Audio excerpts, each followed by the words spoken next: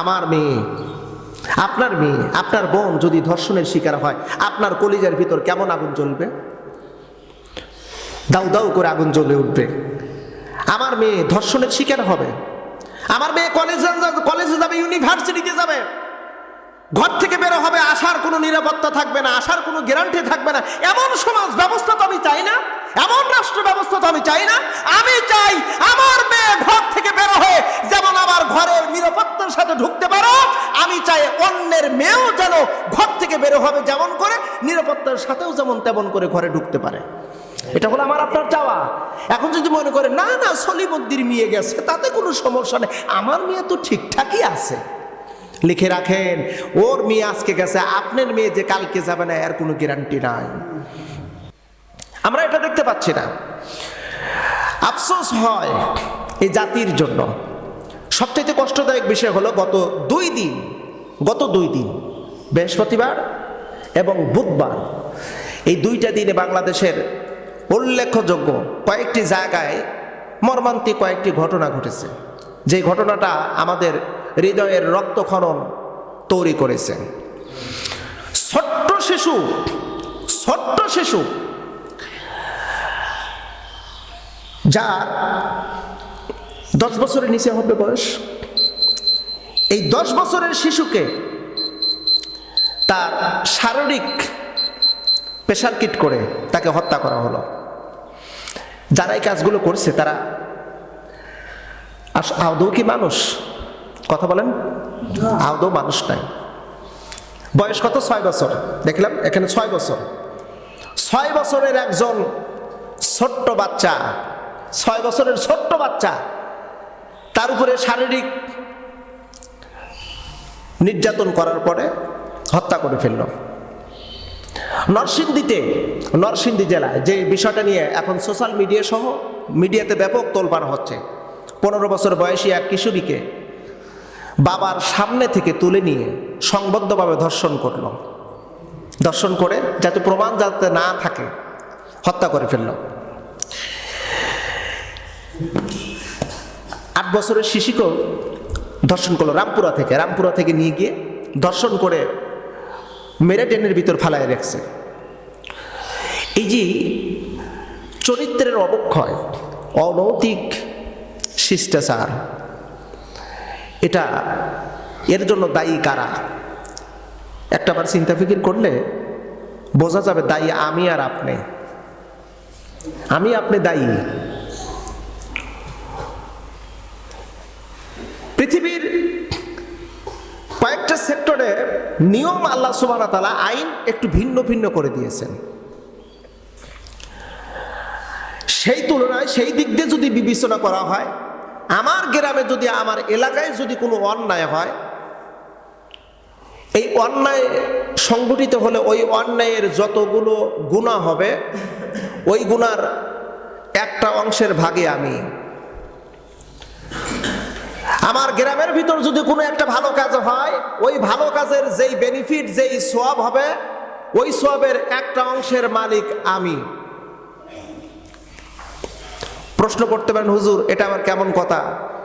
আব্দুর রহমান আব্দুল্লাহ সে নেকির কাজ করলো আর আপনি সওয়াবের অংশীদারিত্ব হয়ে গেলেন, আপনি ভাগী হলেন, এটা কেমনে, কিভাবে? এটাকে বোঝাতে হলে বুখারী শরীফের কয়েকটা হাদিসের আলোচনা করতে হবে। গুনার মালিকও হবেন আপনি, নেকির মালিকও আপনি হবেন। আমার দেশ, এই দেশ হলো আমার একটা পরিবার, এই দেশ হলো আমার একটা গ্রামের মতন। এই দেশের মধ্যে যদি কোনো জায়গায় যদি আমার সাপোর্টকৃত ব্যক্তিরা, আমার সমর্থকৃত ব্যক্তিরা, আমার ভালোবাসার মানুষেরা যদি কোনো অপরাধ করে, ওই অপরাধের যত গুনাহ হবে ওই গুনার একটা অংশের মালিক আমি, যেহেতু আমার ভালোবাসার মানুষগুলো তারা এই অপরাধের সাথে সম্পৃক্ত। আমার ভালোবাসার মানুষগুলো যদি কোনো নেকির কাজ করে, ওই নেকির থেকে যত নেকি হবে ওই নেকির একটা অংশের মালিক আমি, যেহেতু আমি ভালোবেসে তাদেরকে ওই জায়গায় অবস্থান করে দিয়েছি। প্রিয় বন্ধুরা, বাস্তবতাকে স্বীকার করতে হবে। কিয়ামতের ময়দানে বান্দার হাতে আমলনামা যখন দেবে, আমলনামার ভিতর দেখবে হাজার হাজার লক্ষ লক্ষ খুনের গুনাহ আমলনামায় লেখা রয়েছে, মার্ডারের গুনাহ লেখা রয়েছে আমলনামায়। বান্দা ডাক দিয়ে বলবে, রব্বে কারীম জীবনে একটা মানুষকে সওয়াব দেই নাই, থাপ্পড় দেই নাই, কোন মানুষের সাথে খারাপ আচরণ করি নাই। মাবুদ, আমার আমল নামায় লক্ষ লক্ষ মানুষের খুন করার গুনাহ কেন? আমি তো কাউকে মারি নাই, আবার মারা তো দূরের কথা, খুন তো দূরের কথা, মারি নাই কেন? আমার আমল নামায় এতগুলো মার্ডারের গুনাহ লাগা হয়েছে। অপ্রিয় বন্ধু, আল্লাহ পাক বলেন ইয়াওমা নাদউহুম কুল্লা উনাসিম বিইমামিহিম, কিয়ামতের ময়দানে সমস্ত নেতার কর্মীকে একসাথে তুলবেন। ইমাম আর তার অনুসারীরা, আমি ধরেন আপনাদের ইমাম মানে নেতা, মসজিদের ইমাম, আমি আপনাদের নেতা। সেই দিন আল্লাহ পাক আপনারাও আমার সাথে উঠবেন, সবাইকে, সব মানুষকে ইমাম সহকারে তোলা হবে। আল্লাহ আমলনামা দিবে বন্ধু। আমলনামা পড়ার পরে বলবো, আল্লাহ আমি তো কোনো খুন করি নাই, কোনো মানুষকে হত্যা করি নাই। আল্লাহ পাক বলবে, এ বান্দা তোর নেতাকে জিজ্ঞেস কর, তোর আমিরকে জিজ্ঞেস কর, তোর আমিরের কাছ থেকে তুই ফয়সালা পেয়ে যাবি। কারণ আমিরকে আমি তো নিজে নিযুক্ত করেছি, আমি নেতাকে নিজে সিলেকশন করেছি। সিলেকশন করার কারণে ওই নেতার মাধ্যম দিয়ে যতগুলো মার্ডার করা হয়েছে সবগুলো মার্ডারের গুনাহ আমার আমল নামায় দিয়েছেন আমার আল্লাহ। আপনি কোনোদিন জেনা করেন নাই, পরনারীর চেহারার দিকে তাকান নাই, আপনার আমল নামায় হাজার হাজার জেনা, ধর্ষণের গুনাহ লেখা রয়েছে। ও প্রিয় বন্ধু, এই জন্য বুঝতে হবে, আকল দিয়ে নিজেকে বোঝাতে হবে। আকল, এই জ্ঞান শক্তিটাকে জাগ্রত করে আপনাকে বুঝতে হবে। আমি তো মাঝে মধ্যে একটা কথা বলেছি, মানুষ যদি এই চারটা জিনিসের মাধ্যম দিয়ে বোঝার চেষ্টা করে, ওই মানুষটা অলরেডি সঠিক পথের সন্ধান পেয়ে যাবে। এক নাম্বার, অন্তর দিয়ে বিচার বিবেচনা করতে হবে, এটা ন্যায় নাকি অন্যায়। চোখ দিয়ে দেখতে হবে, আমার চোখের দেখাটাও যদি ভুল হয়, আমার কিছু বন্ধু শুভাকাঙ্ক্ষিত ব্যক্তিদের সঙ্গে আলাপ আলোচনা আমি করব, আমার দেখাটার মধ্যে ভুল যদি হয়, তবে আমি যদি দেখার চেষ্টা করি, আশা করি ভালো কিছু আমি দেখতে পারবো।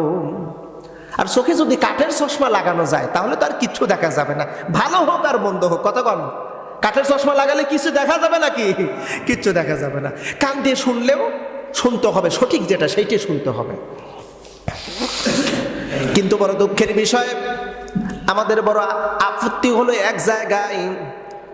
আপত্তি হলো, আমার বন্ধু, আমার ভালোবাসার মানুষ যত অপরাধ করুক না কেন, যত অন্যায় করুক, তাকে ছাড়া আমি কাউকে ভালোবাসবো না।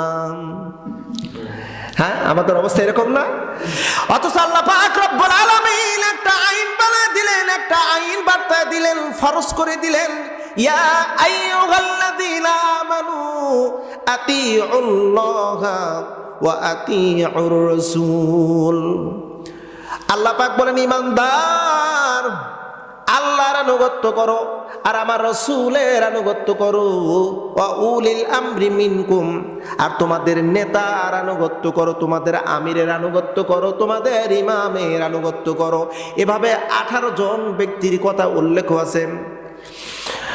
উলিল আমরি মিনকুম, নেতার আনুগত্য করো, আল্লাহর আনুগত্য করা ফরজ, রাসূলের আনুগত্য করা ফরজ, নেতার আনুগত্য করাও ফরজ। এবার আল্লাহ পাক এরপরে বললেন, ফাইন তানাজাতুম ফি শাইইন ফারুদ্দুহু ইলাল্লাহি ওয়ার রাসূল। যদি তোমার আমির, তোমার নেতা ইসলাম বিরোধী কোনো কাজে সম্পৃক্ত হয়, ফাইন তানাজাতুম, তানাজাতুম শব্দের অর্থ হলো মতনৈক্য, কন্ট্রাডিকশন, ইসলাম বিরোধী কার্যকলাপ, শরিয়া পরিপন্থী কাজ, আল্লাহদ্রোহী কাজ, শিরক বেদাত কুফর কুসংস্কার, কবিরা গুনাহ সম্পৃক্ত এমন কাজের সাথে যদি তোমার নেতা, তোমার ভালোবাসার মানুষগুলো যদি সম্পৃক্ত থাকে, আল্লাহ পাক বলেন, ফারুদ্দুহু ইলাল্লাহি ওয়ার রাসূল, তুমি এবং তোমার পুরো জাতিকে ওই নেতা থেকে ফিরাও। কথা কার? আওয়াজ একটু জোরে দিয়ে বলেন না, কথাটা কার? এটা ফরজ, ফারুদ্দুহু ইলাল্লাহ। আমার নেতা যদি চাঁদাবাজ, খুনি, টেন্ডারবাজ, ধর্ষক যদি হয়, ওর থেকে আমাকে ফিরতে হবে, আমার জাতিকে ফিরাতে হবে। এটা হলো আল্লাহর পরিষ্কার বার্তা। এই কথা যদি আপনি অস্বীকার করেন, তাহলে আপনি হুবান কাবিরা, কবিরা গুনার ভিতর সম্পৃক্ত হয়ে গেলেন। শুধু কবিরা গুনার সাথে সম্পৃক্ত নয়, বরং হাবিতাত আমালুহুম, আপনার জিন্দেগির সমস্ত গুনাহ, আল্লাহ আপনার সমস্ত গুনাহ, সমস্ত নেকি বরবাদ করে দিবে। শুধু তাই নয়, আল্লাহ পাক, আল্লাহ রাসূল বলেন, ওই নেকির পরিবর্তে গুনাহ দ্বারা পরিপূর্ণ করা হবে। খুবই মারাত্মক হিসাব। তবে আমার দেশে এই জেনাটা থাকতো না। ছোট্ট ছোট্ট বাচ্চারা, আফসোস। আচ্ছা ধরেন, আজকে পত্রিকা দেখলাম নরসিংদী জেলার, ঢাকা বা বিভিন্ন জেলার ছোট্ট বাচ্চারা, কিশোরীরা ধর্ষণের শিকার হচ্ছে। আল্লাহ না করুক, আমার মেয়ে, আপনার মেয়ে, আপনার বোন যদি ধর্ষণের শিকার হয়, আপনার কলিজার ভিতর কেমন আগুন জ্বলবে? দাউ দাউ করে আগুন জ্বলে উঠবে।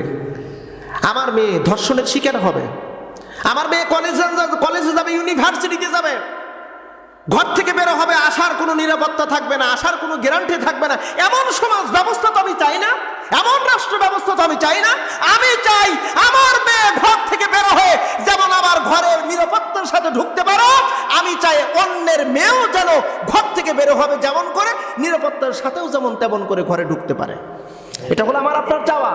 এখন যদি মনে করে না না সলিমুদ্দির মেয়ে গেছে, তাতে কোনো সমস্যা নেই, আমার মেয়ে তো ঠিকঠাকই আছে, লিখে রাখেন, ওর মেয়ে আজকে গেছে, আপনার মেয়ে যে কালকে যাবে না এর কোনো গ্যারান্টি নাই। এই জন্য আল্লাহ পাক রব্বুল আলামিন কোরআনুল কারীমের ভিতরে জানাই দিলেন, বান্দারে, এই সমাজের ভিতরে জিনা আর হবে না, ছোট্ট ছোট্ট কিশোরীরা ধর্ষণের শিকার হবে না, কোনো নারী বেজ্জতি হবে না, কোন নারীর চেহারার দিকে বাঁকা নজরে কেউ তাকায়া কথা বলতে পারবে না। আমার একটা বিধান দিয়েছি, আল্লাহ কয়, আয-যানিয়াতু ওয়াজ-যানি ফাজলিদু কুল্লা ওয়াহিদুম মিনহুমা মিয়াতা জালদা। আল্লাহ পাক বলেন, এ আমার মুমিন, আমার পক্ষ থেকে একটা ছোট্ট একটা আইন করে দিলাম, যদি কোনো পুরুষ আর নারী যদি জেনা করে, আল্লাহ পাক বলেন, আয-যানিয়াতু আয-যানি, যদি পুরুষ আর নারী যদি জেনা করে, ফাজলিদু কুল্লা ওয়াহিদুম মিনহুমা মিয়াতান জালদা, আল্লাহ কয় ওদেরকে ধরো আর 100 করে বেতাঘাত মারো, আর যদি বিবাহিত হয় পাথর দিয়ে নিক্ষেপ করে তাদেরকে হত্যা করে ফেলো। আমার আল্লাহর আইন, জোরবন আইন কার? প্রকাশ্যে যদি কোনো জেনাকারী পুরুষ আর নারীকে যদি প্রকাশ্যে যদি শাস্তি দেওয়া হয়, ইলেকট্রিক মিডিয়া, প্রিন্টিং মিডিয়া এই খবরটা যদি লাইভ টেলিকাস্ট যদি করে, বন্ধু আমার এই জমিনের ভিতরে টেকনাফ থেকে তিতুলিয়া, রূপসা থেকে পাথরিয়ার আর কোনো নারী ধর্ষণের শিকার হবে না, কোন নারী ধর্ষণের শিকার হবে না। 54 বছর পেরিয়ে গেল, আমার দেশের যত রাজা, যত এমপি মন্ত্রী এসেছে সবাই মুসলমান, হাতে গোনা 2-1 হয়তোবা হতে পারেন। 72-এর পর থেকে 18 বার এই দেশের সংবিধান পরিবর্তন হয়েছে, 18 বার সংবিধান পরিবর্তন হয়েছে। আপনারা কি খবর রেখেছেন কখনো? 18 বার, একটা বারও কি আল্লাহর কোরআনের বিধানগুলো কি প্রতিষ্ঠিত হয়নি? একটা বারও কি প্রতিষ্ঠিত করা যায় নাই? চোরের শাস্তি হাত কাটা, ডাকাতের শাস্তি এক পাশের হাত অপর পাশের পা কাটা, চাঁদাবাজদের হাত কাটা, জেনাকারীদেরকে প্রকাশ্যে বেতাঘাত করা অথবা তাদেরকে রজম করে ফেলা। হাতে গোনা কয়েকটা বিধান চালু করলেই আমার দেশ একটা জান্নাতের টুকরায় পরিণত হয়ে যেত। এই যে রমজান মাসে একটু তাকায় দেখেন না, কত কিছু অকারণ আমরা দেখতে পাচ্ছি, কতগুলো দুর্ঘটনা আমাদের চোখের সামনে আমরা দেখতে পাচ্ছি।